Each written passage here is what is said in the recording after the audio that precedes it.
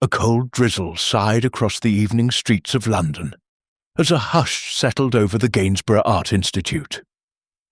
Inside, beneath crystal chandeliers, guests murmured in anticipation of a historic revelation. An unsigned portrait, rumoured to be a lost Rembrandt, soon to be unveiled. Yet excitement soured into horror when a sharp cry ruptured the hall. There, sprawled on the marble floor beside the veiled canvas, lay Arthur Langley, wealthy collector and patron of the arts, blood pooling beneath his head. As chaos surged, a familiar figure stepped forward, impeccably moustached and calm as winter frost. Hercule Poirot had arrived. Chapter 1. The Veiled Masterpiece. The drizzle came first as a lingering mist, whispering against the iron-laced windows of the Gainsborough Art Institute, like fingers tracing secrets no one dared speak aloud. By 7 in the evening, it deepened into a silver rain, blurring the elegant facade of the museum into a watercolour smudge amidst the London fog. A crowd of the city's most refined and affluent patrons gathered within, protected by the marbled ground foyer, wrapped in fur coats, sleek overcoats, and the scent of wealth itself. Pearls glittered, umbrellas dripped tiny rivers, and a quiet symphony of anticipation vibrated in the air. For tonight, London was promised a revelation, the unveiling of what was claimed to be a lost Rembrandt portrait, recently obtained by the celebrated collector Arthur Langley. Rumours of its authenticity had spread like wildfire among scholars, dealers, investors, and social opportunists alike. Many were drawn by love of art. Others came for the chance to witness scandal, for nothing provoked society's appetite quite like the downfall of another's pride.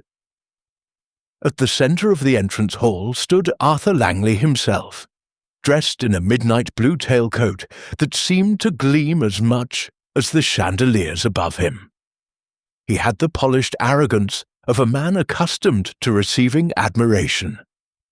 His hair was meticulously slicked back, streaked handsomely with silver, and his voice carried a persuasive charm, like the swirl of rich wine in a crystal glass.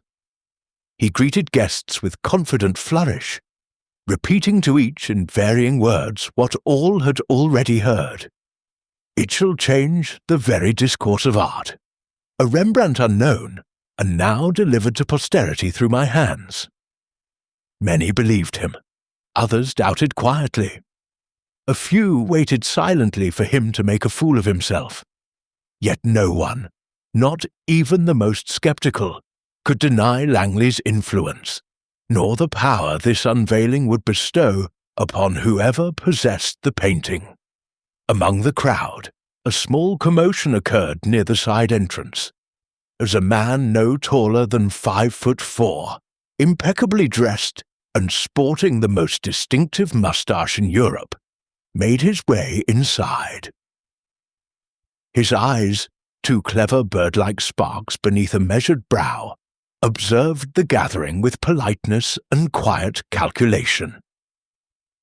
Hercule Poirot did not arrive, uninvited. Langley himself had extended a personal request for his attendance. Not for security, certainly Langley had enough guards to repel an army of forgers, but for validation. To have Poirot there would suggest confidence, integrity, and prestige. And Langley, one could tell by the posture of his chin, loved nothing more than being seen as a man of unimpeachable taste. Poirot removed his hat with a slight bow to the doorman and scanned the splendid hall. The massive golden lamps, the marble pillars veined like cracked bone, the sweeping staircase where silk gowns cascaded like waterfalls. He allowed himself a soft smile. He appreciated beauty, but examined it as a detective, not a dreamer. A painting revealed much, not only what the artist intended, but what the owner wished to hide. Langley spotted him and approached with the flourish of a man greeting royalty. "Monsieur Poirot, the honour is truly mine. London shall whisper tomorrow that the great detective witnessed history tonight." Poirot's moustache lifted at one corner, neither agreement nor disagreement. "Monsieur Langley, your reputation ensures that I could not refuse. But I am curious. A Rembrandt, you say? Unsigned, perhaps? Uncatalogued?" Langley's smile tightened. Yes, all of that, but authentically his. You shall see. Even the skeptics will bow. Poirot nodded, though his mind ticked quietly. Such certainty invites danger, he thought. Guests were ushered at last into the unveiling chamber. A grand room deliberately kept half in shadow, to evoke intimacy with genius.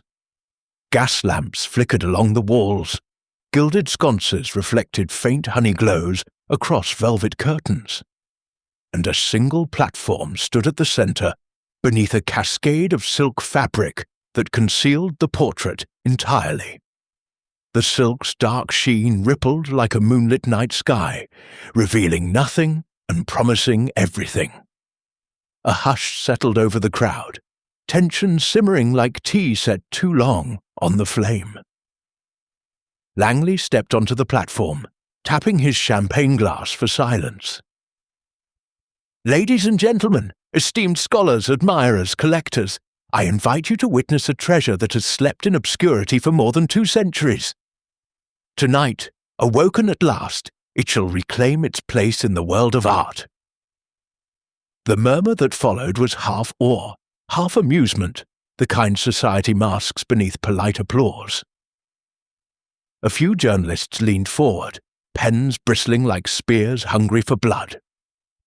The lights dimmed further. Then a shrill cry ripped through the chamber. Startled heads turned sharply, gowns rustled, someone gasped.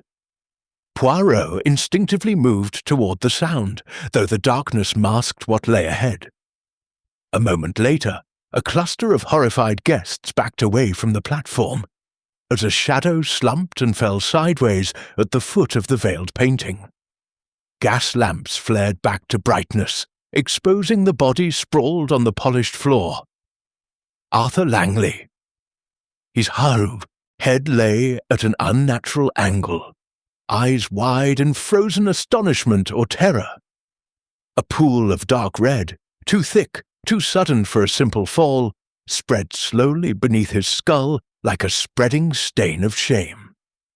His champagne glass lay shattered beside his limp hand, its stem broken clean as if snapped deliberately. The room erupted. Some screamed. Others stood paralyzed, unsure whether to clutch pearls or call for help. A journalist dropped his notebook. A socialite fainted into the arms of a stranger. A guard blew a whistle, though no one knew why. Panic felt almost theatrical. It was the reaction of people who loved spectacle.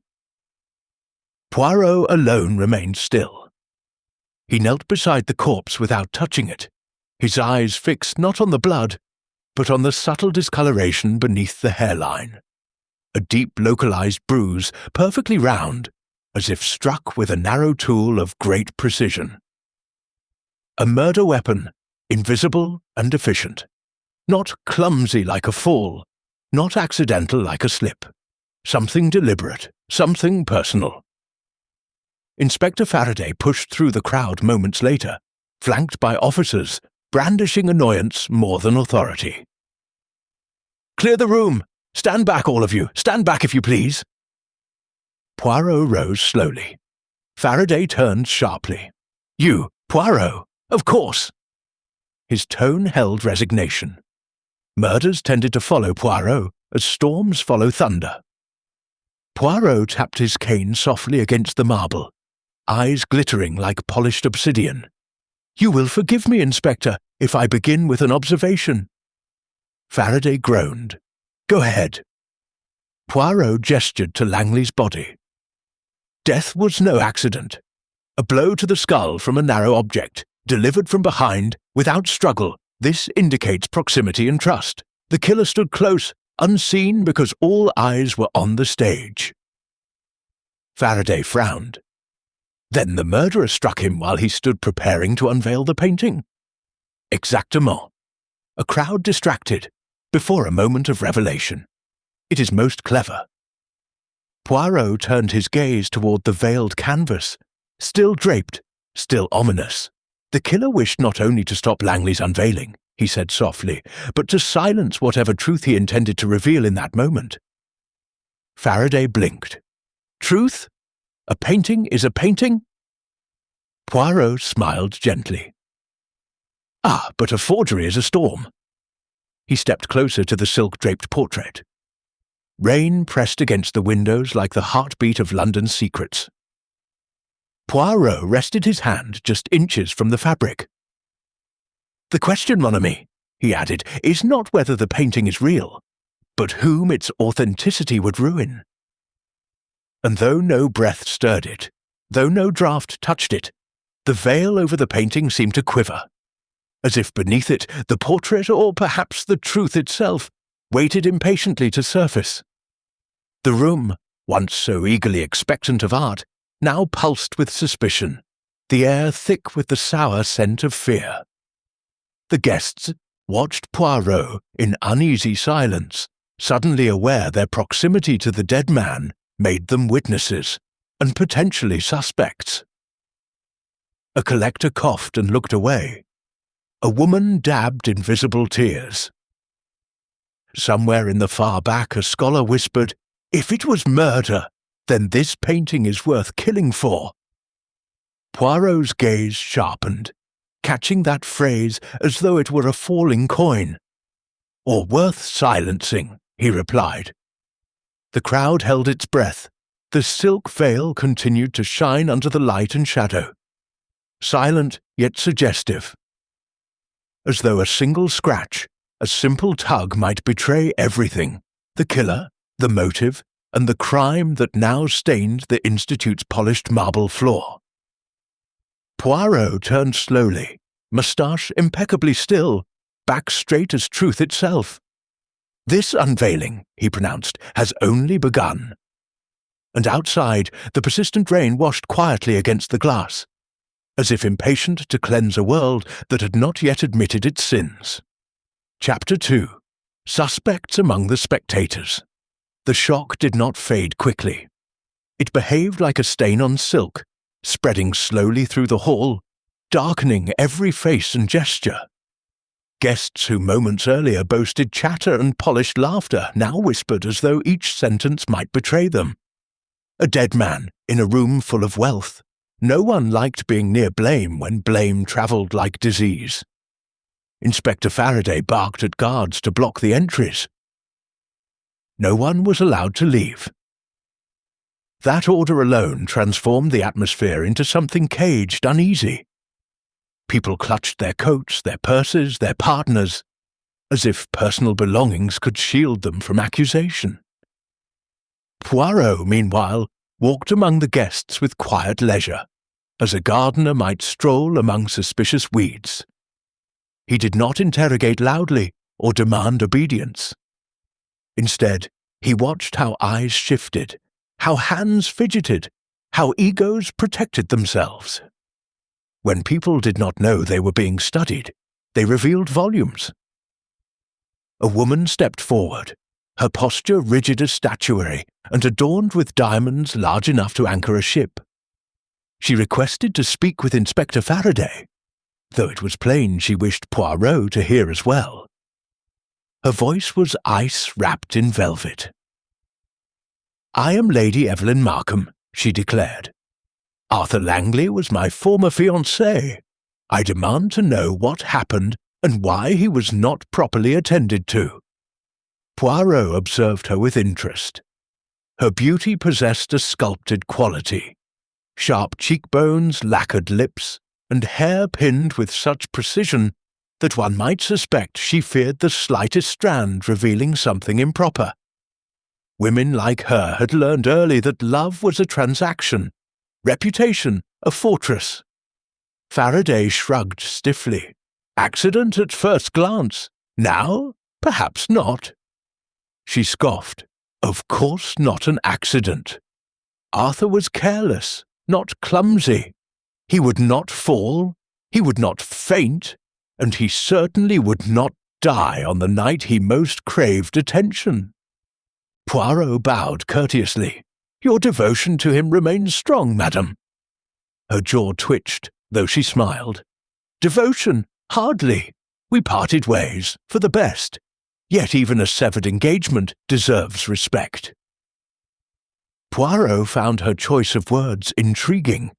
Severed, not ended or released. As if something had been cut. Forcefully, painfully, perhaps unilaterally. Madam, he asked softly, did he sever this engagement? Her fingers tightened around her clutch.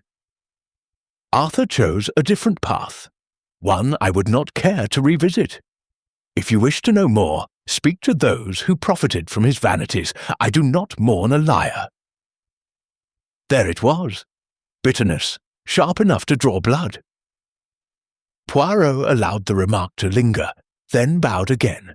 Merci, Lady Markham. Even when not loved, the dead still speak through those who knew them. Her expression hardened. He will speak nothing now, Monsieur Poirot. That is the point. She turned away before further questions could chase her. People began to murmur around her. Some pitied her, others judged her. Poirot simply watched her back, as if studying brushstrokes on a portrait, details visible only from a distance. Elsewhere, a man with a pink bulbous nose and expensive gloves lingered near the buffet table, refusing to meet anyone's eyes. His attire screamed wealth, yet his posture whispered insecurity. Poirot approached him delicately. Ah, Monsieur Julian Orford, your reputation precedes you. A great private collector, yes? Orford's voice emerged too quickly, like a cork popping from a shaken bottle.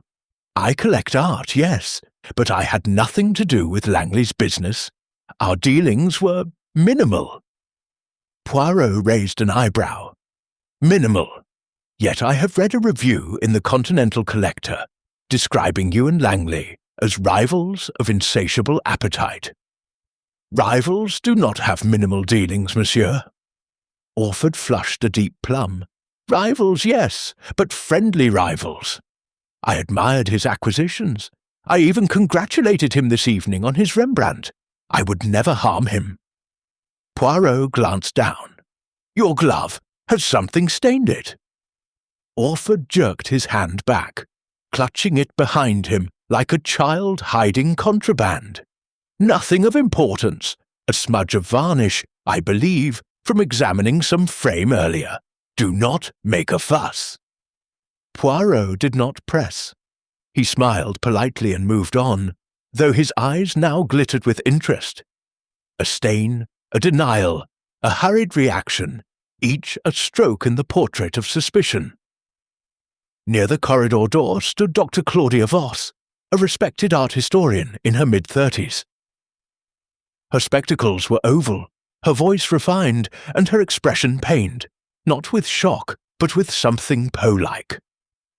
Grief mixed with dread. As though she mourned not the man, but the consequence. Poirot approached gently. You authenticated the painting, yes? She nodded slowly. With great confidence, Monsieur Poirot. I wrote a report of 97 pages.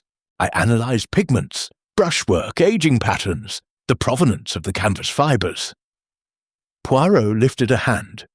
Oui, very impressive. And yet you tremble.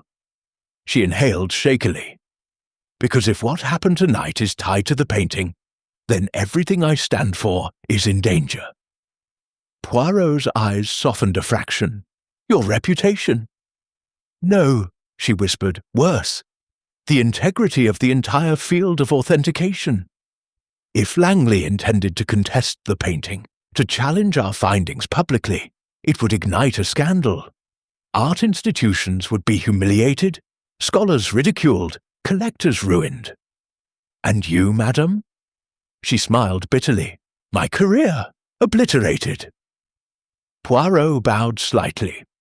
You have given a motive, but not of murder yet. She looked him dead in the eye. Arthur Langley threatened to unveil more than a painting tonight. He was going to make a claim. I do not know what it was, but he promised it would change the discourse forever. His words, Poirot absorbed them carefully. More than a painting. A claim. A truth someone would rather kill than hear spoken aloud. Inspector Faraday began gathering names, pacing with the manner of a man who enjoyed barking more than thinking. Poirot stepped aside, evaluating the room as though reading a silent archive. The guests were no longer merely people. They were evidence, their behaviours etched with motives, lies and fear. A whisper drifted toward him from two nearby patrons, neither suspecting he listened. Langley was going to destroy the painting, did you hear? No, he spent a fortune. Why destroy it?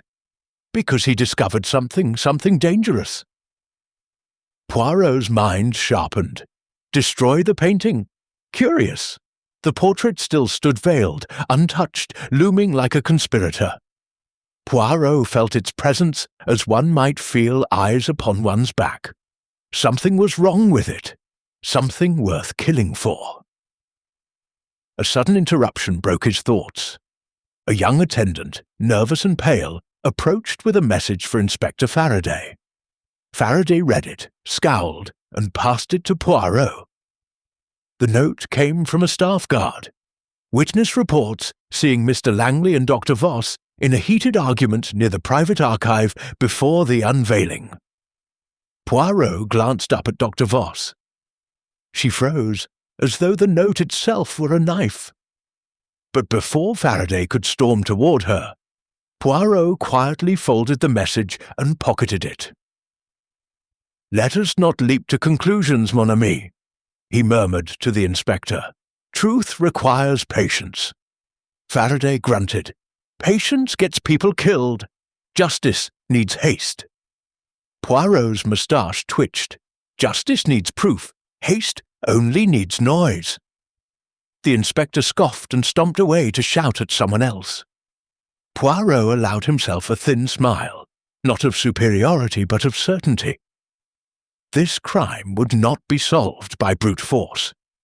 It required finesse, observation, and understanding of human vanity.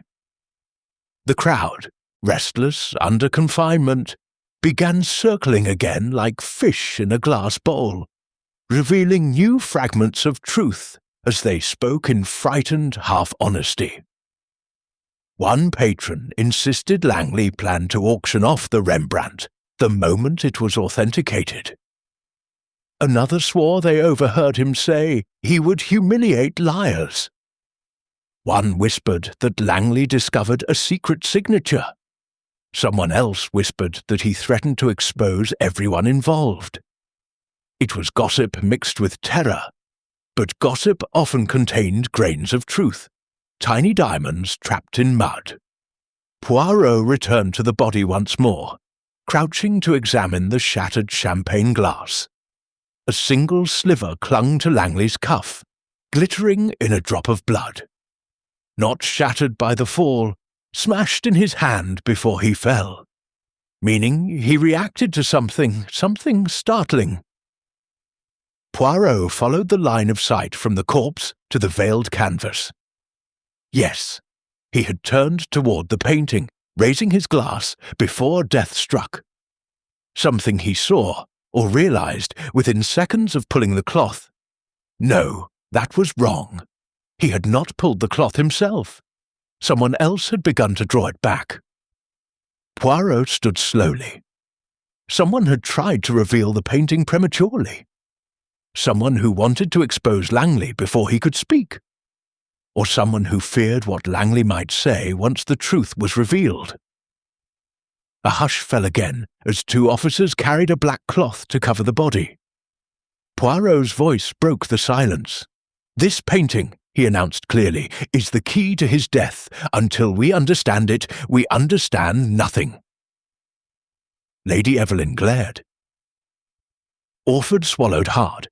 Voss looked near tears. The crowd collectively recoiled as though the canvas itself had become poison. Poirot stepped toward the veiled portrait.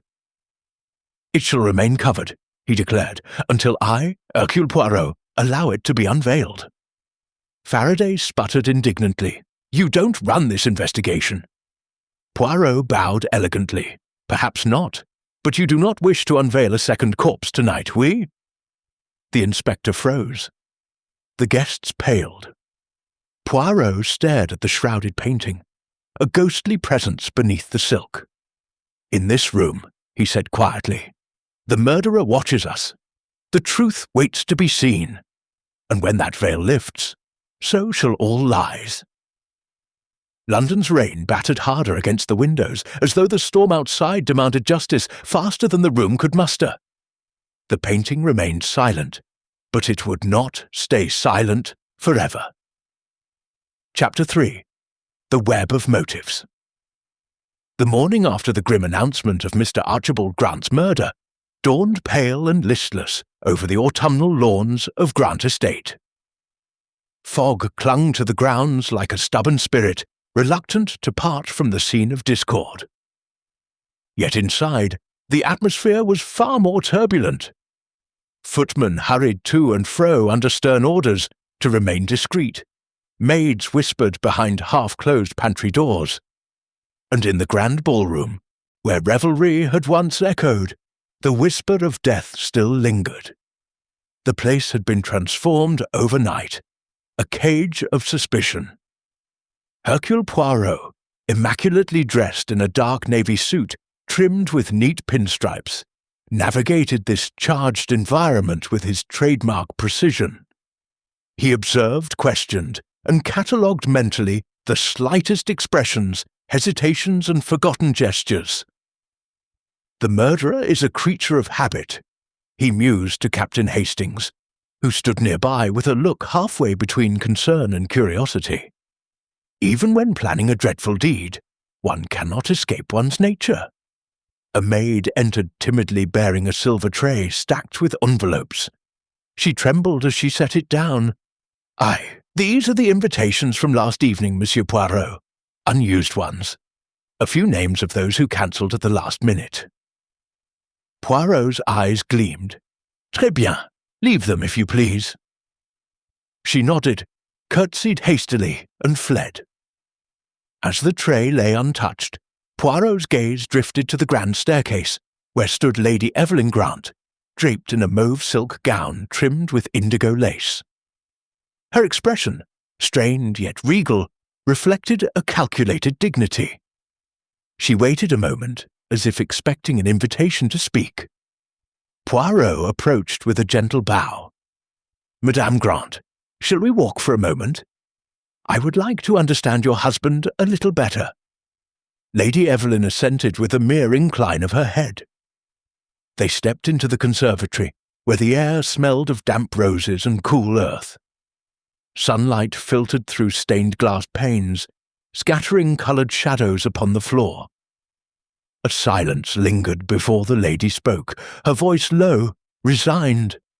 Archibald was admired, though not always loved. He was a man of ambition, occasionally ruthless in pursuit of it. Poirot caught the hesitation wrapped within her statement. "You speak of his affairs." Lady Evelyn stiffened. She paused briefly. "Business affairs, Inspector." Poirot allowed himself a tiny smile. "I had thought myself no policeman, but a detective, madame." Her facade momentarily cracked, revealing a glint of vulnerability. "There were rumours," she admitted softly. "Most grand men accumulate them like relics. Archibald did not care." She turned, eyes distant, voice nearly wistful. "He believed his legacy secured. He believed death far off." Poirot gently probed. "Did he fear anyone?" Evelyn's silence was pronounced. After careful thought, she answered, "Only those who knew too much." At noon, Poirot and Hastings withdrew to the library, where they awaited their first formal interview. The room exuded intellect and wealth. Leather-bound tomes lined dark shelves, a globe rested upon a carved mahogany pedestal, and a silver cigar case lay open on the ornate desk. Poirot paced languidly, observed by a visibly impatient Hastings. "I say, Poirot, you've hardly asked about the murder weapon. Shouldn't we be more concerned about what killed the man?" Poirot smiled mildly. "We must first be concerned with who benefited from Monsieur Grant's death. The weapon serves the hand, but the motive serves the heart." The door opened abruptly. Victor Pembroke, the hawk-eyed lawyer, entered with an air of casual defiance. He wore a charcoal suit and carried several documents neatly folded beneath his arm. He removed his gloves with slow deliberation. "I am here at your request, Mr. Poirot, though I expect it is more formality than necessity." The detective motioned for him to sit. Pembroke crossed his legs, placed the documents before him, and adjusted his spectacles. "Archibald Grant, as you are aware, was under my legal counsel for over a decade. His affairs were extensive, mostly involving properties and patents." Poirot raised an eyebrow. "Patents?" Pembroke nodded. "He invested in several innovations, including automobile components, wireless technologies. His ambition reached beyond estate ownership." Poirot interlaced his fingers thoughtfully. "Ambition invites envy. Tell me, monsieur, did anyone stand to lose should Mr. Grant continue his ascension?" Pembroke's eyes cooled. "A few competitors, perhaps. But if you're implying I or anyone here took action to remove him for financial gain, that is absurd." Poirot let the defensive comment settle before responding. "I imply nothing, monsieur. I merely seek truth. Grant's fortune. Who inherits?" Pembroke leaned back, posture rigid. "Lady Evelyn receives half of all assets. The remaining half goes to the estate foundation, managed under Grant's trustees." Poirot's gaze sharpened. "And who is appointed trustee?" Pembroke hesitated, jaw tightening slightly. "Myself and Mr. Leonard Ashcroft." Poirot noted the flash of reluctance, then gestured to the cigar case. "Thank you. You have been most helpful." Pembroke excused himself briskly, but not before Poirot called out, "A moment, monsieur." Pembroke paused, hand on the doorknob. "Do you know if Mr. Grant mentioned the safe yesterday evening?" Pembroke turned slowly. Surprise etched faintly across his face. "No, but I assume you have noticed it has not been opened. If you believe something is missing, consult Lady Grant. I have no key." Poirot bowed faintly. Pembroke left. Poirot's next interview was of an entirely different flavour. Leonard Ashcroft entered wearing a tweed waistcoat and scuffed leather shoes. His hair looked hurriedly brushed, his expression somewhat defensive, yet charming in a dishevelled way. He shook Hastings's hand vigorously before seating himself opposite Poirot. "You wish to speak to me about Grant," he sighed. "Poor man, a terrifying end to an extravagant life." Poirot remained composed.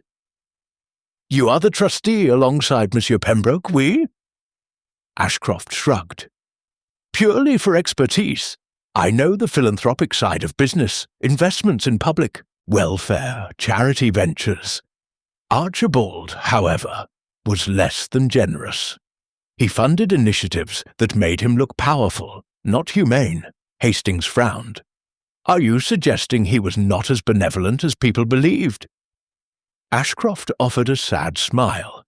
"I mean only that he gave to the poor as a man pays a butler, handsomely, yet without compassion. But that is no reason for his murder. If I wanted to remove him from philanthropy, why would I murder my purse?" Poirot's face became contemplative. "Quite so. Then what is your motive, Monsieur Ashcroft?" Ashcroft's expression hardened. "Motive? I had nothing to gain. Archibald agreed just 3 days ago to double the trust's budget. If anything, I was celebrating his generosity, genuine or otherwise. Poirot observed a glimmer of tension behind his words. Perhaps relief? Or dread? Monsieur Ashcroft, Poirot murmured softly. What did you quarrel about near the terrace last evening? You spoke with raised voices. Ashcroft froze for half a second, just long enough for Poirot's keen eyes to seize the truth. But the trustee resumed composure. You misunderstand. I was merely encouraging him to support a hospital initiative. He said he wanted more time to consider a new proposal. Nothing more. Poirot smiled gently. I see. Merci, monsieur. Ashcroft rose, slightly shaken, and took his leave. Hastings glared at Poirot. You truly don't believe him?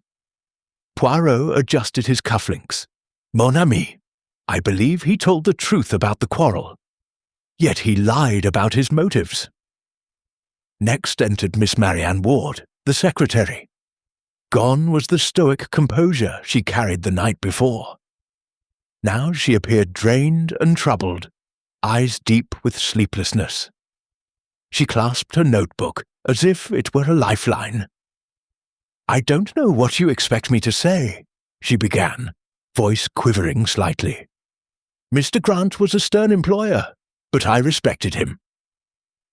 Poirot nodded sympathetically. You worked closely with him.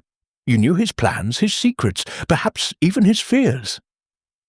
Marianne looked startled, then defensive. Fear? Mr. Grant feared nothing. Poirot leaned gently. Even the fearless fear betrayal. A tremble reached her fingertips. I never betrayed him, she answered too quickly. Yet you spoke sharply to him yesterday, outside the study, Poirot continued. He dismissed you angrily. Something about confidential papers? Her face blanched. She clutched her notebook tighter. It was nothing.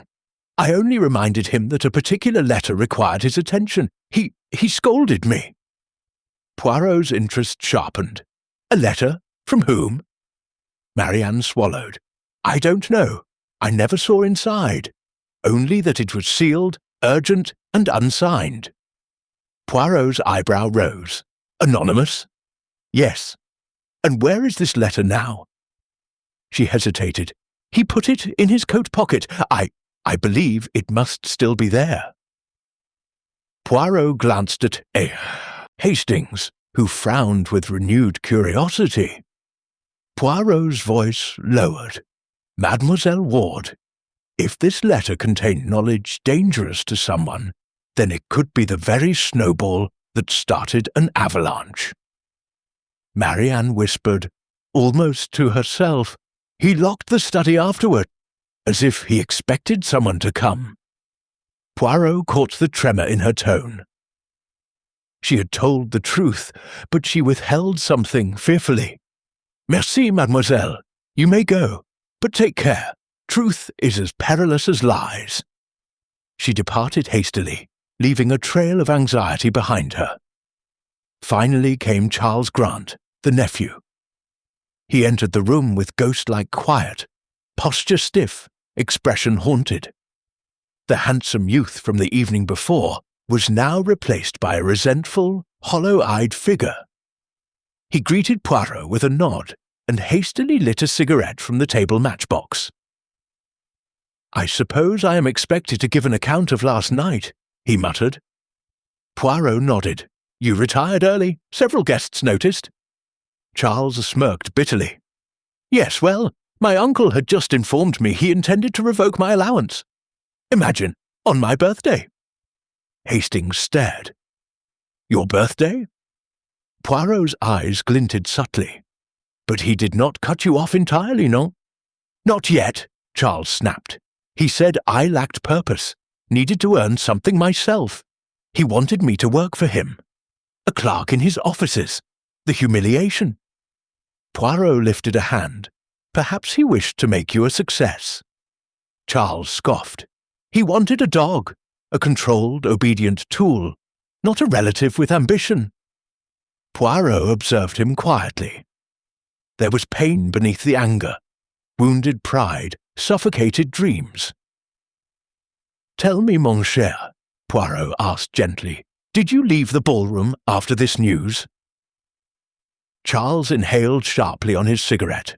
"I did. I had to breathe. I walked near the stables, stayed there nearly an hour. Came back, poured a drink and went to bed. I never saw him again." Poirot nodded slowly. "And you inherited nothing?" Charles laughed hollowly. "Exactly. Nothing to gain, nothing to lose.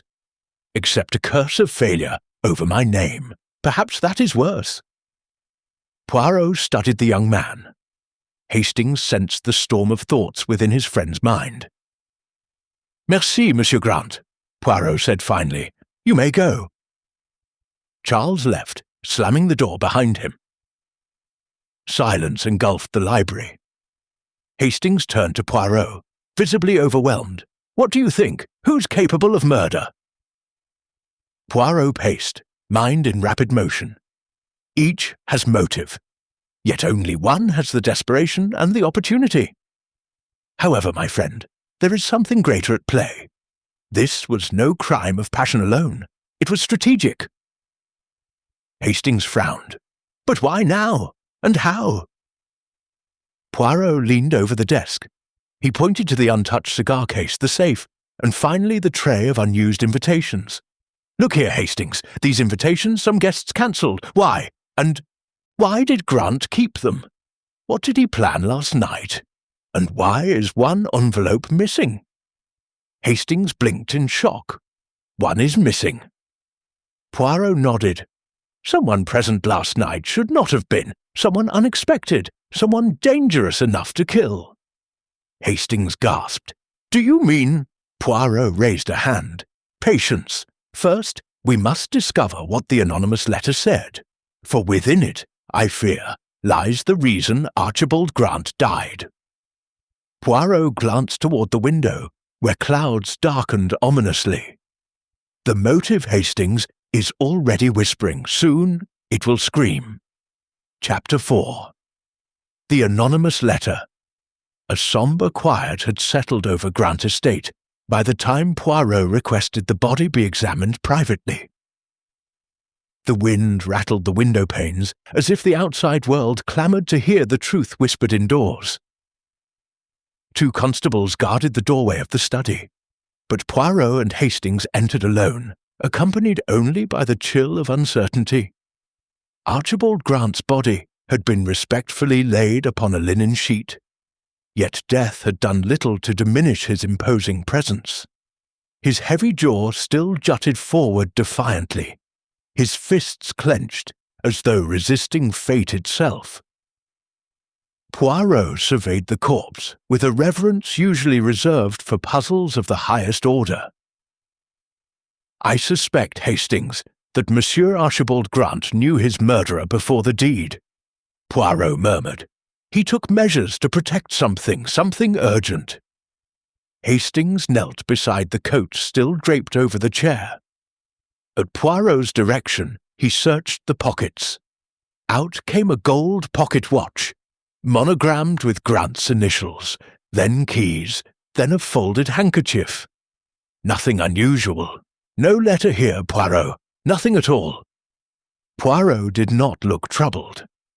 Instead, his eyes narrowed upon the coat's inner lining. With delicate fingers, he pressed along the seams, then slid his hand into a narrow interior slit, nearly invisible to the untrained eye. He withdrew a folded envelope. Hastings gasped. "Well, he hid it!" Poirot examined the seal. Broken. Not by him, he murmured, but by the murderer. The letter was unsigned. The handwriting, thin, elegant, controlled, spoke of someone educated, cautious. Poirot read aloud. "Your dealings will no longer remain hidden. One has already noticed the misappropriated funds. You may attempt defense, but the truth will be made public. Pay what is owed before your empire collapses." Hastings blinked rapidly. "Funds? Empire? What does it mean? Was he stealing from his own charities? From his business? Poirot tucked the letter away. Grant was accused, perhaps rightfully, but note the tone. It is not a plea, it is a threat. Hastings frowned. So someone wanted money from him? Poirot smiled faintly. No, mon ami. Someone wanted his ruin. Death is merely the final stroke. They exited the study, and Poirot immediately sought Lady Evelyn. She stood in a quiet alcove near a stained-glass window, fingers intertwined in a bleak posture of defeat. The colours scattered around her seemed mocking, brilliant lights trapped within shadow. "Madame," Poirot began, offering the envelope, "did you know of this?" Her eyes widened as she read. Horror rippled through her features. My God, no! I suspected Archibald was hiding something, but this... Poirot watched her carefully. Do you know the handwriting? Her hesitation lasted barely a heartbeat, but it was enough. She swallowed. It resembles... No, I cannot be certain. Poirot pressed gently. Madame, you must answer truthfully. Les vous hang upon your candour. She looked down at the letter, then answered quietly, It looks like Marianne's, Mr. Grant's secretary. The admission slid through the air like a blade. Poirot's next step was swift. He summoned Marianne Ward at once. She entered trembling, anxiety etched in every motion. Monsieur Poirot, am I in trouble? Lady Evelyn said. Poirot held up the letter. Do you recognize this handwriting? Marianne froze. Her expression collapsed into dread. I won't say anything. I didn't write it. There was fear, but something else too. Defensive indignation, perhaps innocence, fighting panic. Poirot leaned closer. Why did Lady Evelyn believe it to be yours? Tears surged in Marianne's eyes. Because I handle everything. His correspondence, his accounts, his meetings. If someone knew financial details, they would think I was responsible. Poirot's voice softened. And are you responsible, Mademoiselle Ward? No, she cried. I discovered discrepancies, yes, but I tried to warn him, not blackmail him. I knew he was moving money, large amounts, from charity funds into private investments. I confronted him. That is why he scolded me, why he dismissed me. Poirot raised an eyebrow. You spoke of betrayal. Marianne's tears spilled over. Not betrayal of him, betrayal of the cause. He was using suffering as a pedestal to make himself richer. Hastings looked stunned. So Archibald Grant really was involved in corruption? Poirot nodded slowly. Such discoveries birth dangerous enemies, Hastings. Both those who would expose him, and those who wish to continue the exploitation. Marianne looked at Poirot desperately. I swear I did not threaten him. I planned to resign. I had no reason to kill him.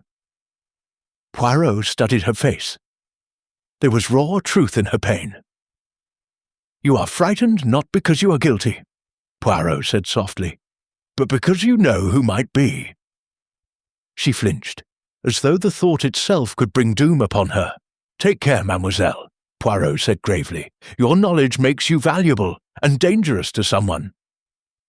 When she left, Hastings exhaled loudly. This business grows uglier by the minute. Who would murder to protect stolen charity funds? Ashcroft? Pembroke? Even Lady Evelyn? Poirot shook his head. Perhaps. Or perhaps someone else profited more from the scandal than Grant himself. Look beyond the theft, Hastings. Consider who benefits from exposure. Hastings frowned. Someone wanted him ruined. Someone who would lose everything if he confessed, or if he stopped. Poirot's eyes narrowed, and someone believed Grant would resist paying, that he would rather fight. That makes the murderer one who knew his pride intimately. They stood in the corridor overlooking the estate's darkened gardens. The wind howled against the windows. Poirot whispered, The killer is not merely hiding a crime of money, they are hiding a crime of identity."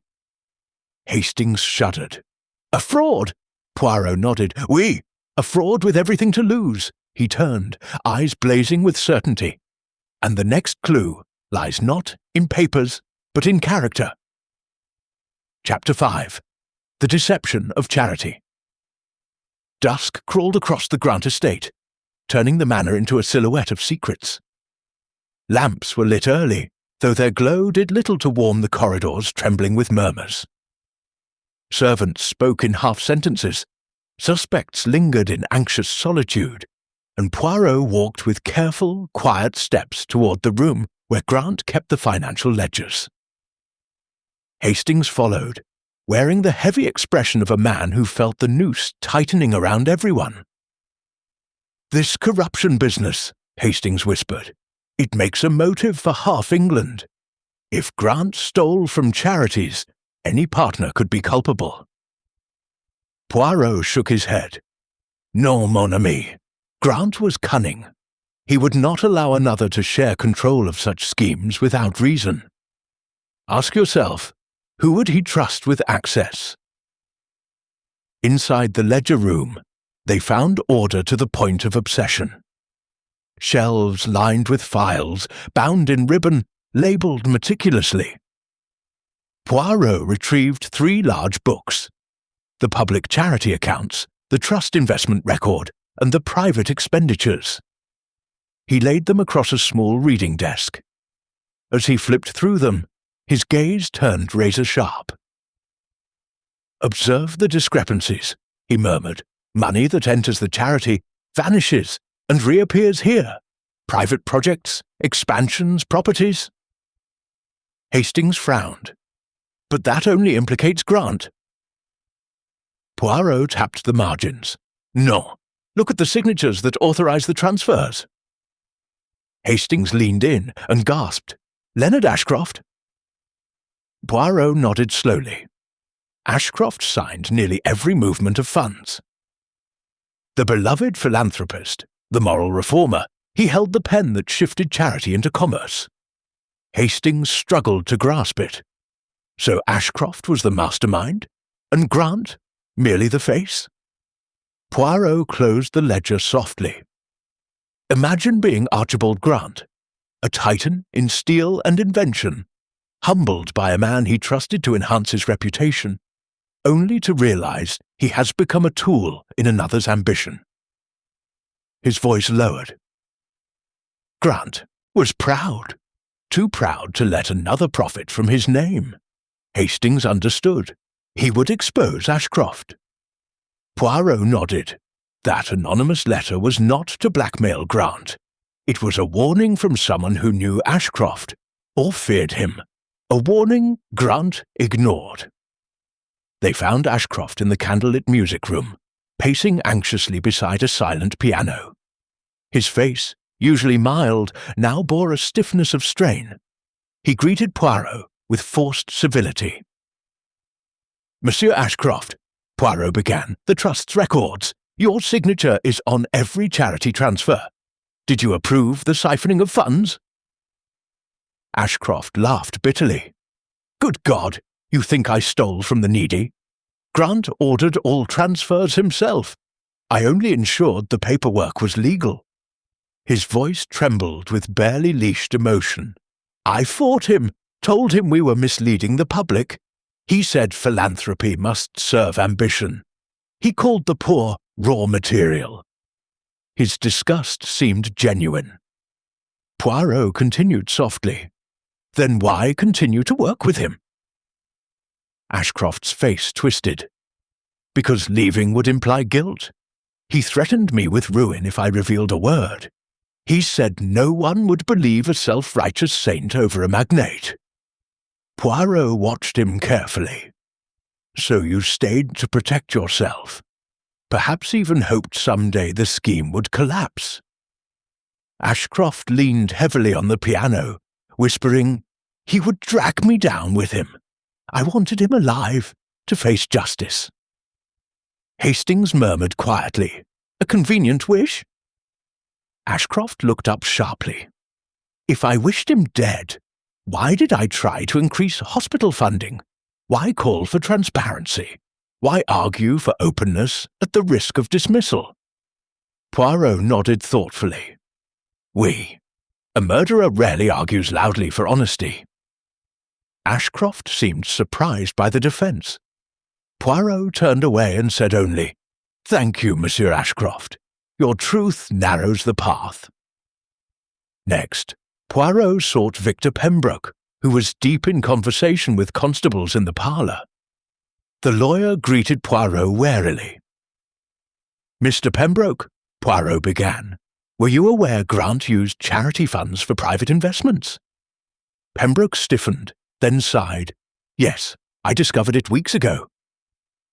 Hastings gaped. "And you said nothing?" Pembroke removed his spectacles slowly. "There are laws, Captain. Even thieves deserve trials. I was preparing to force Grant into legal compliance, publicly. But timing is delicate. One wrong move, and he would destroy all evidence." Poirot raised an eyebrow. "And his death removes that possibility." Pembroke's voice turned grave. "Yes. Without him, prosecution becomes near impossible. Files will be sealed. His sins will go unpunished, and others will evade responsibility." Poirot studied his face intently. "You are angry, Monsieur Pembroke." Pembroke nodded. "I am furious. Enough to kill?" The lawyer's eyes hardened. "Enough to destroy reputations, not lives." Silence hung like smoke. Poirot bowed. "Thank you. The truth clarifies more than you realize." When they stepped back into the corridor, Hastings exhaled. "Every suspect seems both guilty and innocent. Who do you believe?" Poirot's voice dropped to a whisper. "The danger lies not in lies, but in truths told at the wrong time.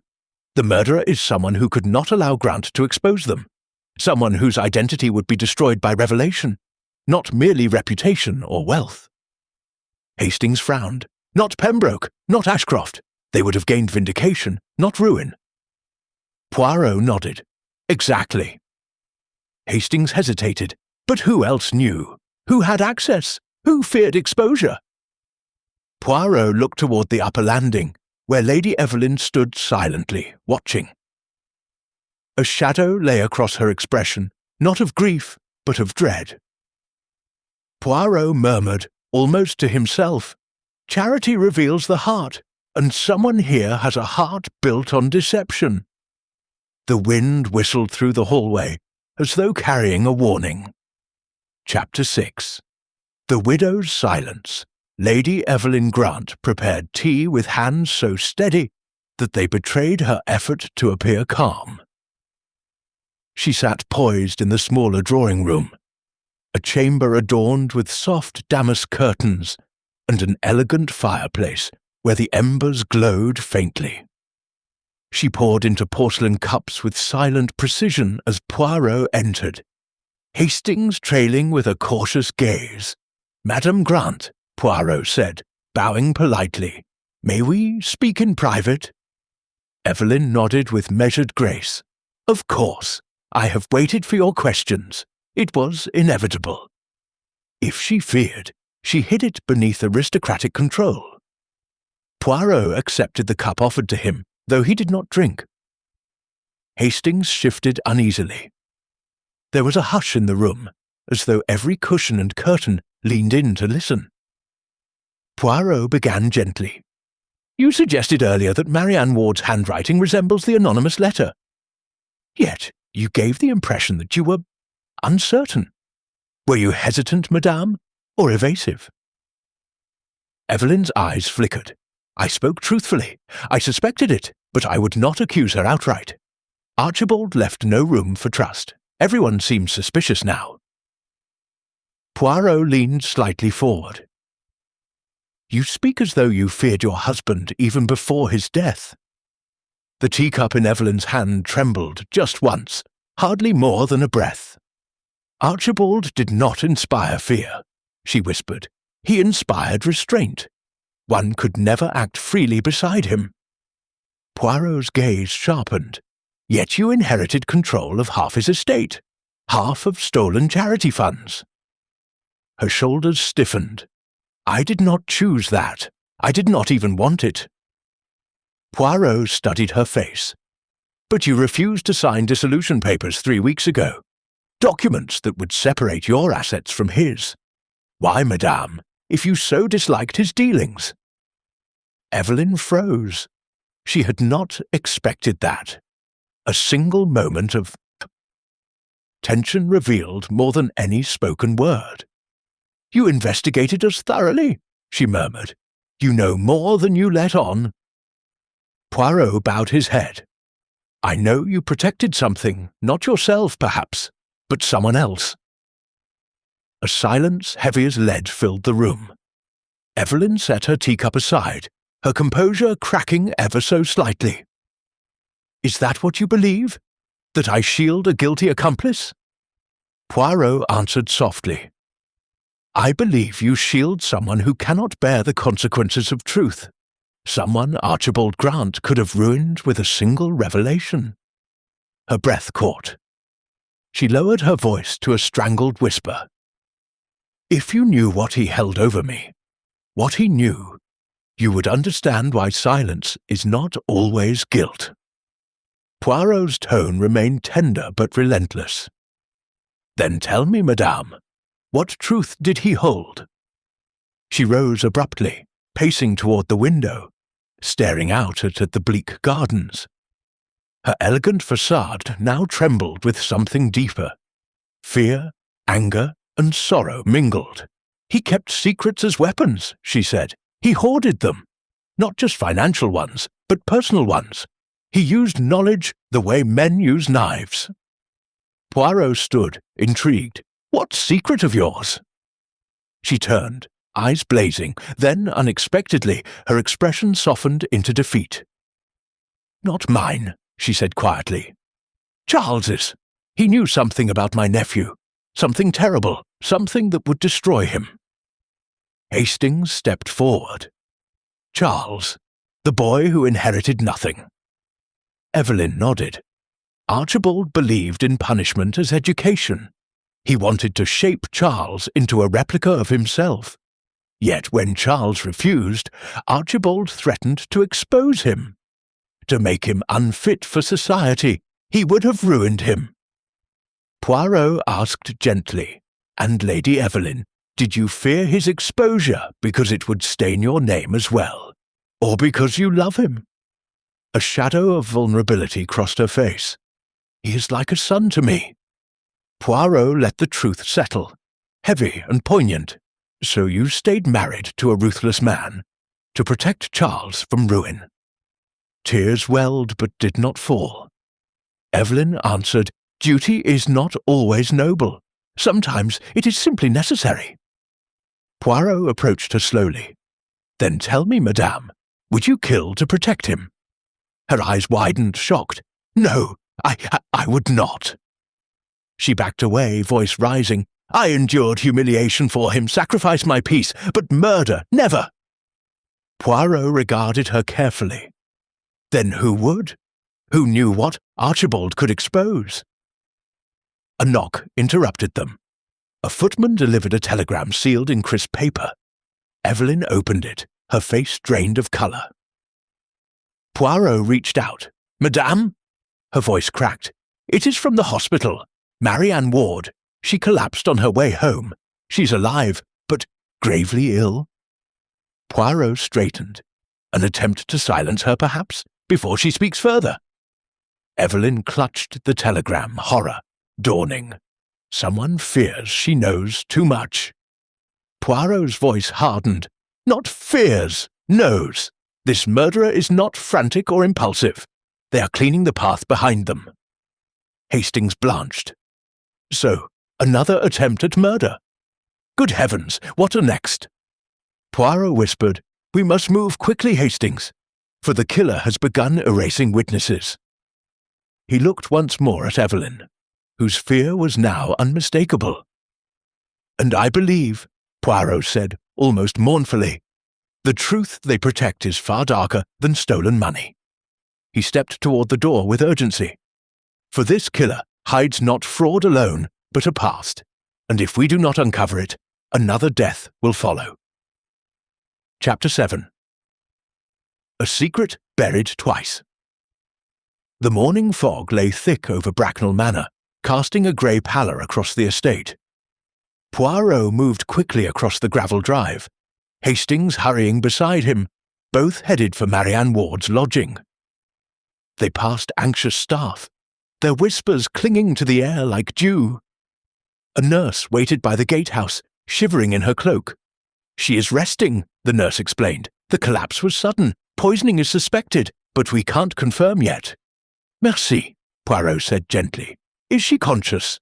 "Only briefly. She muttered something. She said, 'The ledger is wrong. The truth isn't his.' Then she fainted again." Poirot and Hastings exchanged tense glances. The ledger, the charity books Archibald supposedly forged.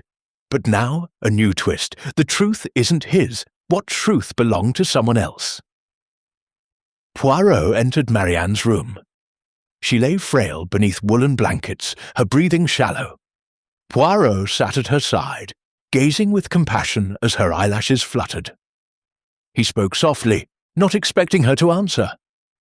"Marianne Ward, if you can hear me, you must trust Hercule Poirot. The truth is no longer safe." Her dry lips parted.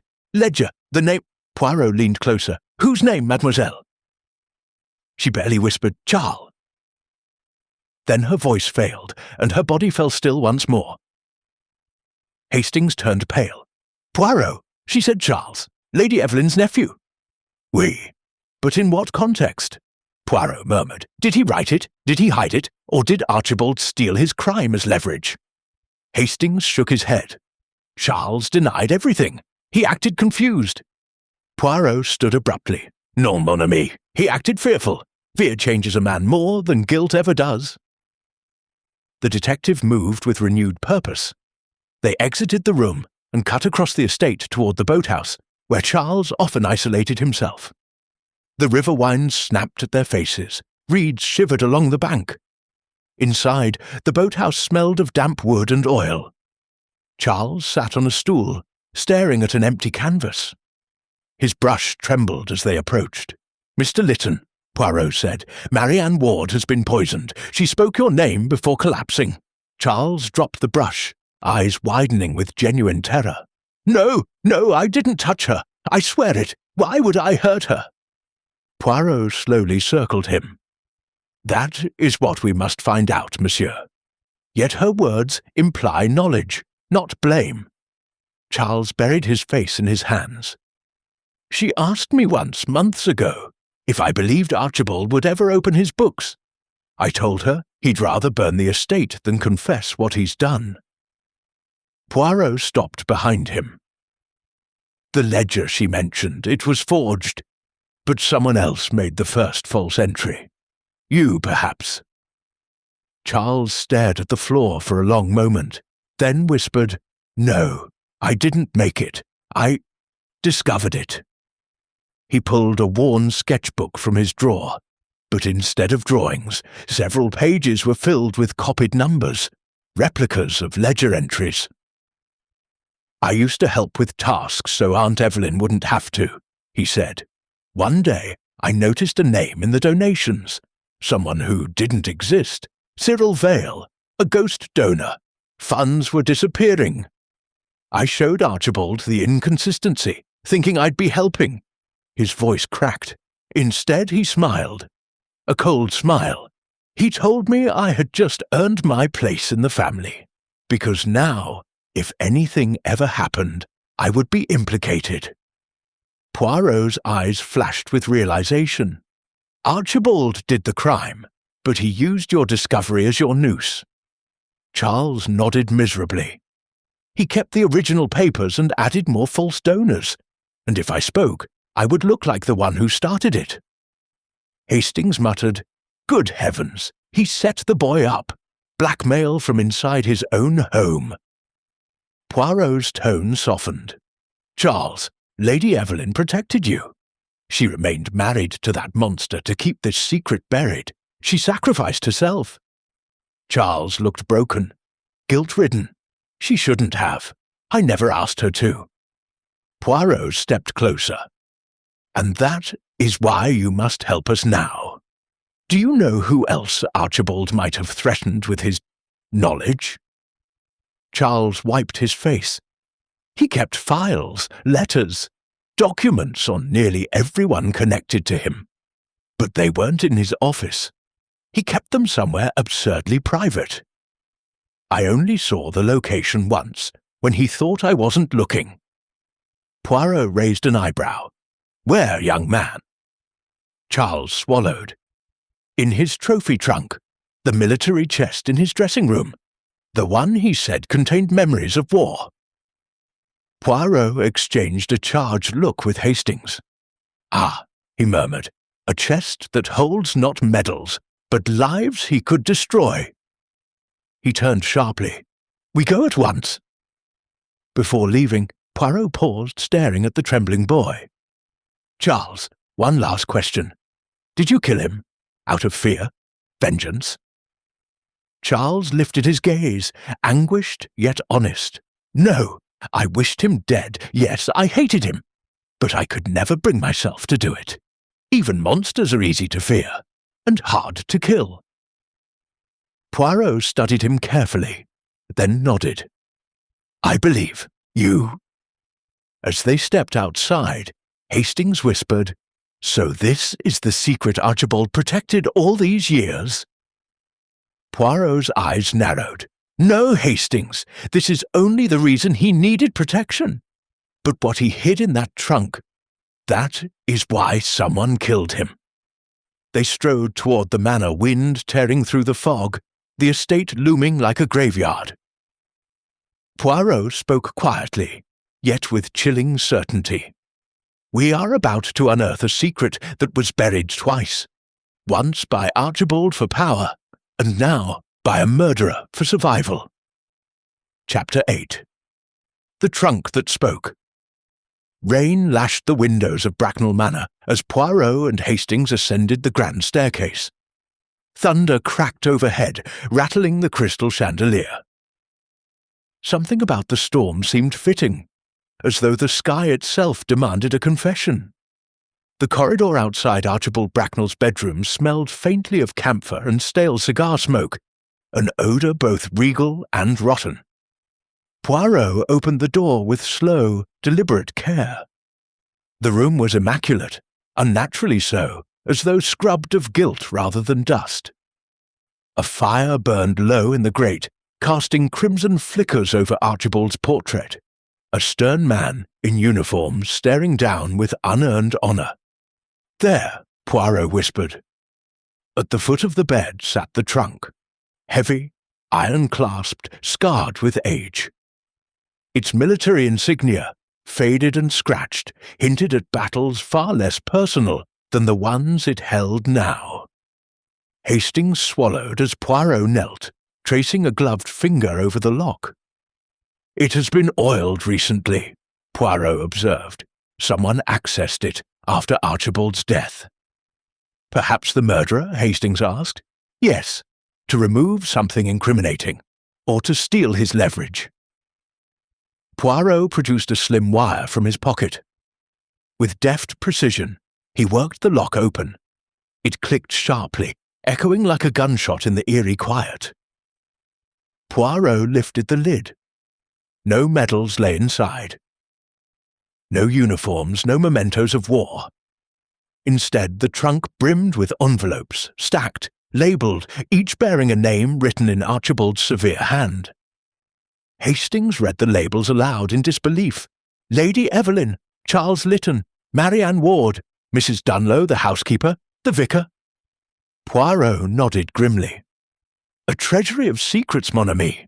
One letter per life. With these, Archibald ruled his world. He withdrew Evelyn's envelope first. Inside were bank receipts, small transfers over many months.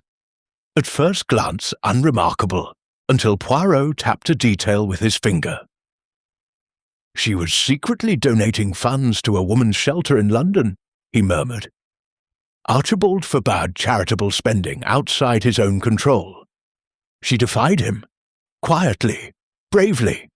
He must have used this to shame or threaten her. Hastings frowned. That hardly warrants blackmail. It's hardly a crime. No, but to a tyrant, disobedience is treason. Next, Poirot opened Marianne Ward's file. It contained letters, pleas of gratitude from parents and schools, thanking her for anonymous donations securing placements for troubled students. One page revealed a harsh deduction. Marianne had used Bracknell Trust funds, before Archibald controlled it, to sponsor a promising student unable to pay. A noble crime, Hastings whispered. To Archibald, grounds for eternal subjugation, Poirot replied. He moved on to Charles' envelope, but before he could open it, footsteps echoed in the hall. Poirot froze, listening. Hastings instinctively reached for the poker by the fireplace. A shadow loomed under the door, then it retreated. Poirot resumed his inspection, but his tone darkened. We are not alone. The storm has driven our murderer indoors. Perhaps curiosity has as well. He finally opened Charles's file. Inside were copies of the original forged ledger entries. The ones Charles discovered. Poirot studied the handwriting, comparing it to Archibald's signature in another document. Hastings leaned in. They match, Hastings exclaimed. So, Archibald forged the entries himself, and then pretended the blame rested with Charles, Poirot said. This proves the full scope of his manipulation. Then Poirot's fingers brushed a final object at the bottom of the trunk, an envelope without a name, sealed unusually with red wax. He broke it gently and unfolded a single sheet of onion paper. It was a marriage contract, a revised will, unsigned, and the beneficiary was Marianne Ward. Hastings gasped. So she was telling the truth. He intended to leave her everything. Poirot's eyes tightened. Yes, and that is why she was poisoned. Not for what she did, but for what she might gain. A soft noise came from the corridor, like a foot scraping the wooden floor. Poirot closed the trunk swiftly. The murderer thought the secret would die with Marianne. They did not know Archibald preserved the evidence like a miser keeps his jewels. Should we confront them? Hastings whispered. Poirot shook his head. Not yet. To accuse without motive is folly. But now we have motive for many. He extinguished the fire, plunging the room into cooler, darker air. Tightening his coat, he gestured toward the hall. We leave the trunk here. The murderer will return for it, and when they do, they will expose themselves. Hastings eyed the silent corridor. You mean to set a trap? Poirot nodded, closing the bedroom door with delicate precision. And we shall wait not with force, but with patience. The truth, Hastings, is most dangerous to those who fear it. Lightning flashed across the landing windows, and somewhere within the manor, someone held their breath, waiting, listening, plotting their next move. Chapter 9. The Trap That Didn't Snap. Poirot's plan unfolded with unusual subtlety. Rather than guards, rather than confrontation, he left the door to Archibald's bedroom slightly ajar, as though forgotten by mistake. A faint lamp glowed in the corridor outside, illuminating nothing but dust and portraits of long-dead aristocrats. Hastings and Poirot withdrew to the opposite wing, taking refuge in Lady Evelyn's unused study. Midnight crept across Bracknell Manor like a thief. Rain weakened to a hush, replaced by the faint stirring of floorboards, ancient wood sighing under the weight of secrecy. Hastings leaned forward, straining his ears. Poirot sat perfectly still, his fingers tapping quietly on the arm of his chair, in a rhythm only known to him. Bracknell Manor sleeps uneasily, he murmured. Hastings exhaled. Poirot, is it truly safe to leave the trunk unguarded? The murderer could destroy everything. Poirot smiled faintly. Patience, Hastings. Safety lies not in guarding, but in knowing when one acts. If the murderer removes only part of the evidence, it reveals fear. If they destroy all of it, they reveal desperation. And if they take nothing— He lifted a finger. Then they have something to hide elsewhere. The theory proved prescient. A faint creak issued from the hallway. Footsteps, light, cautious, attempting stealth, yet betraying urgency. Poirot gestured for silence. Hastings held his breath. Then another sound. The unmistakable metallic scrape of a chest lock opened with trembling fingers. Hastings whispered, "This is it!" Poirot hushed him with a gesture. "Not yet. Let them choose their crime." After several tense minutes, the footsteps retreated. The intruder moved swiftly, too swiftly. Poirot rose immediately. "Come, Hastings. Our trap has sprung, or rather, failed with purpose." They hurried to the bedroom. The trunk was closed, but Poirot observed something Hastings did not. The clasp was now misaligned, shut in haste. Poirot opened it. The envelopes were scattered, but one was missing. Hastings stared in disbelief. With all those incriminating files, they chose to take only one? Poirot nodded. Yes, our murderer is not greedy. They are afraid of something very specific. He knelt and touched the edges of the remaining files, meticulously checking the labels. Evelyn's envelope, Marianne's, Mrs. Dunlow's, the vicar's and more. But one gap remained. The missing file belonged to the solicitor, Mr. Harold Finnemore. Hastings blinked. But he wasn't a suspect. He barely appeared in this whole business. Poirot stood slowly, which is exactly why he is dangerous. The invisible man, the quiet man, the one who witnessed everything without attention. Solicitors are the custodians of secrets written on paper. He drafted wills. He processed financial transfers. He would know Marianne was named heir before even she did. Hastings frowned. You think he killed Archibald? But why? Surely he profits nothing from Marianne inheriting. Poirot replied coldly, unless he feared the inheritance would expose crimes of his own. Crimes tied to the charity. Accounts. Crimes Archibald hid so he could use Harold, just as he used everyone else. Before Hastings could respond, a scream echoed across the manor. Sharp, raw, cutting through the night like glass. Poirot rushed forward, Hastings close behind. They turned a corner to find Mrs. Dunlow, the housekeeper, standing at the landing, hands trembling violently. I saw someone at the end of the hall, she stammered. A shadow running toward the exit, carrying something. Poirot's eyes narrowed. The solicitor flees. He sprinted, yes, sprinted, a rare sight that nearly froze Hastings more than the crime itself.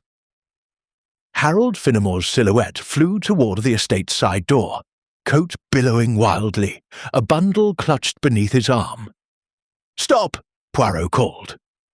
Finnemore glanced back, his face ghostly white, then vanished into the storm. Hastings gasped. Shouldn't we chase him? Poirot lifted a hand, slowing to a deliberate pace. No, let him run. Let him flee with his treasure of dread. It incriminates him more than anything we might seize. He caught his breath, then spoke in a grave whisper. A guilty man runs faster than an innocent one ever needs to. Mrs. Dunlow clutched her apron. Monsieur Poirot, is the nightmare over? Poirot shook his head. No, madame. Tonight we have only unveiled the murderer's fear. But fear, you see, is a very delicate thing. One need only touch it, and it shatters. He turned away from the door through which Finnemore escaped, his eyes suddenly heavy with a deeper thought. Hastings, there is still one question unsettled. Archibald's death benefited Marianne, yes, but enraged Fenimore, which means Hastings finished weakly. Someone else poisoned Marianne. Poirot nodded, and that is where the true danger lies. Thunder rolled once more. The storm within the manor had only just begun. Chapter 10. The Last Will and the Final Lie. The morning after Fenimore's flight brought an uneasy calm to Bracknell Manor. The storm had passed, leaving a slick silver mist over the gardens. Poirot moved through the corridors with a meticulous air, every step measured, every gaze calculating. Hastings followed, still recovering from the night's revelations. "Mon ami," Hastings whispered, "I can hardly keep track of who wanted whom dead or why. Fenimore, Archibald, Marianne, it's a labyrinth of secrets." Poirot smiled faintly. "Ah, Hastings, therein lies the beauty of the human heart. Complicated, layered, never what it seems. And tonight we shall uncover it fully." Poirot gathered the remaining household in the drawing-room. Lady Evelyn sat rigid in her chair, Charles beside her, both pale but resolute. Marianne, weak but recovering, leaned on a cushion, her eyes wide with anticipation. Ashcroft and Pembroke stood near the fireplace anxious, while Mrs. Dunlow hovered silently in the corner. Poirot cleared his throat. "Mesdames et messieurs, the moment has arrived to confront the final truths." He gestured to the trunk. Archibald Grant's secrets were many, but one, the one held in his solicitor's envelope, reveals the murderer. Harold Fenimore fled with that document last night, yet his flight confirms what is hidden. The letter naming Marianne as sole heir. Marianne's eyes widened. "But that was his will. That explains the poisoning attempt." Poirot nodded. "Yes, mademoiselle. The intended poisoner sought to prevent your inheritance, fearing exposure of misdeeds linked to the charity funds. But who had motive, access, and knowledge?" Hastings glanced at Ashcroft and Pembroke. "I thought—" "Consider carefully, Hastings," Poirot interjected. Ashcroft argued for transparency. Pembroke sought legal rectitude. Both could not have poisoned Mademoiselle. But someone closer, someone entrusted with daily knowledge of the household. All eyes turned toward Lady Evelyn. Poirot continued, his voice calm yet undeniable. The poison was administered not out of greed but fear. A fear that Marianne would inherit, exposing past transgressions. And the one with access, opportunity, and deep resentment was Charles Grant. Gasps echoed through the room. Charles froze, hand trembling. I did nothing, I swear." Poirot advanced slowly. "You did not physically strike Marianne, no. But you provided information to Fenimore. You revealed the existence of the envelope, unknowingly assisting the plan. Your fear of exposure, of being implicated in Archibald's schemes, made you act indirectly." Charles's face crumpled. "I thought I was protecting myself. And Aunt Evelyn, I never meant harm." Evelyn reached out, gripping his hand. "My poor boy, you were manipulated. Archibald set the stage for ruin. Harold Fenimore, driven by greed and fear, acted on your unwitting direction." Poirot's eyes scanned the room. And the final piece, the missing envelope, the attempt on Marianne's life, and Fenimore's flight confirm a single chain. The murderer is not the one who killed Archibald, but the one who sought to manipulate others using his death. That person is Harold Fenimore. Pembroke's voice broke the silence. "So the solicitor, the trusted custodian of the estate, planned this?" Poirot nodded. "Oui. He knew of Archibald's misappropriations and feared that Marianne's inheritance would bring everything to light. He acted in greed and panic." Hastings whispered, "But why the trunk? Why leave it in the bedroom?" Poirot's eyes sparkled. Ah, Hastings, the trunk was a lure. The murderer believed only the envelope mattered.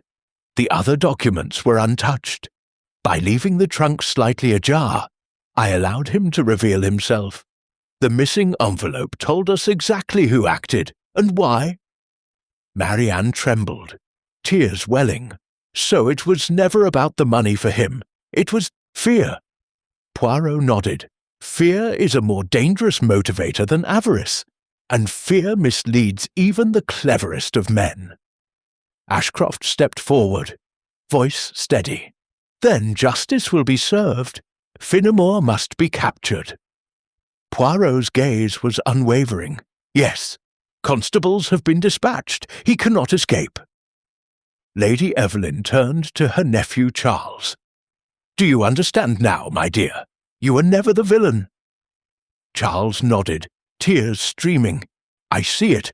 I understand. Poirot looked around the room, meeting every gaze.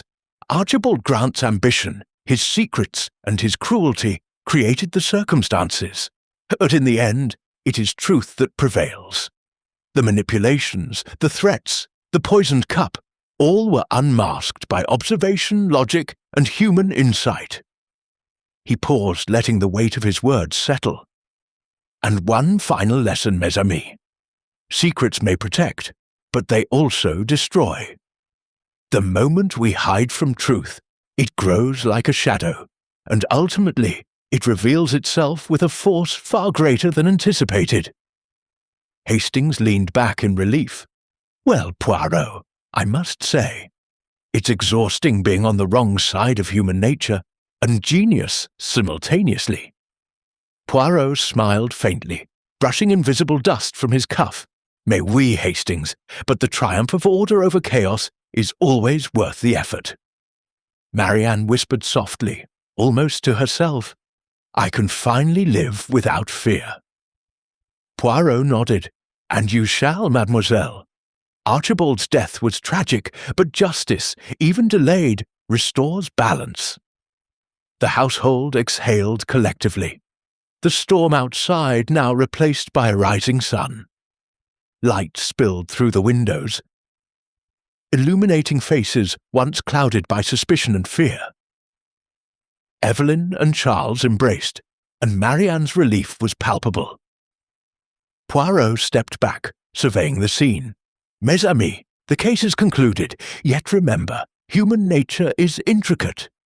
One must always observe, always consider, always listen to the little grey cells.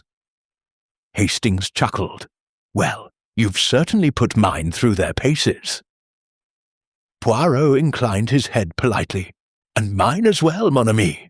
But now, order is restored. The murderer is revealed, the innocent protected, and the estate freed from the tyranny of secrets. A silence fell. Then Poirot, with the faintest smile, turned toward the windows. Outside, the morning dew shimmered. Inside, peace settled gently, a delicate reward for reason and patience. And thus the dark web of Archibald Grant's ambition, manipulation, and death was finally unravelled. By a detective whose brilliance lay not only in observation, but in understanding the human heart.